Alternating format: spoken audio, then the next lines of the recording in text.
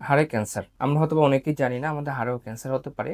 হয়তোবা কিছু সংখ্যক মানুষ জানেন, কিছু সংখ্যক মানুষ জানে না। হাড়ে ক্যান্সারটা কিন্তু খুবই মারাত্মক। যে কোনো ধরনের ক্যান্সারই খারাপ, হাড়ে ক্যান্সারটাও ঠিক একই রকম, এটাও খারাপ। যদি হাড়ে ক্যান্সার হয় তাহলে কি ধরনের লক্ষণ দেখা দেয়? হাড়ে ক্যান্সার হলে সাধারণত সেই হাড়ে ব্যথা থাকে, অনেক সময় ফোলা থাকে। কিন্তু যদি আর্লি স্টেজে হয় অনেক সময় দেখা যায় ফোলা থাকে না, মাঝে মধ্যে হালকা ব্যথা করে। ওই সময় আমরা এক্সরেতে অনেক সময় তেমন কোনো কিছু পাই না, নর্মাল পাই। কিন্তু আমরা যদি মনে করি একটা রোগী বারবার বলছে যে আমার হাড়ে এখানে ব্যথা বা আমার জয়েন্ট এখানে ব্যথা, কিন্তু যে ওষুধগুলো দেওয়া হচ্ছে ওষুধগুলোতে আসলে খুব একটা উন্নতি হচ্ছে না, রোগীর ব্যথা হালকা হালকা থেকেই যাচ্ছে এবং এক্সরেতে দেখি আমরা এক্সরেটা নর্মাল আসছে, তখন কিন্তু আমরা চিন্তা করি যে এটা ক্যান্সার বা অন্য কোনো কিছু হতে পারে। কারণ টিউমার বা ক্যান্সার যেটা, সেটা কিন্তু অনেক সময় আর্লি স্টেজ, ওই সময় কিন্তু আসলে এক্সরেতে চলে আসে না। এটার জন্য কিন্তু আমাদের একটু এমআরআই করতে হয়, কিছু ক্ষেত্রে সিটি স্ক্যান করতে হয়। তারপর যদি আমরা দেখি এমআরআই সিটি স্ক্যানে যে হাড়ের টিউমারটা দেখা যাচ্ছে বা ক্যান্সার জাতীয় কোনো কিছু মনে হচ্ছে, তাহলে কিন্তু বায়োপসি করে কনফার্ম করতে হয়।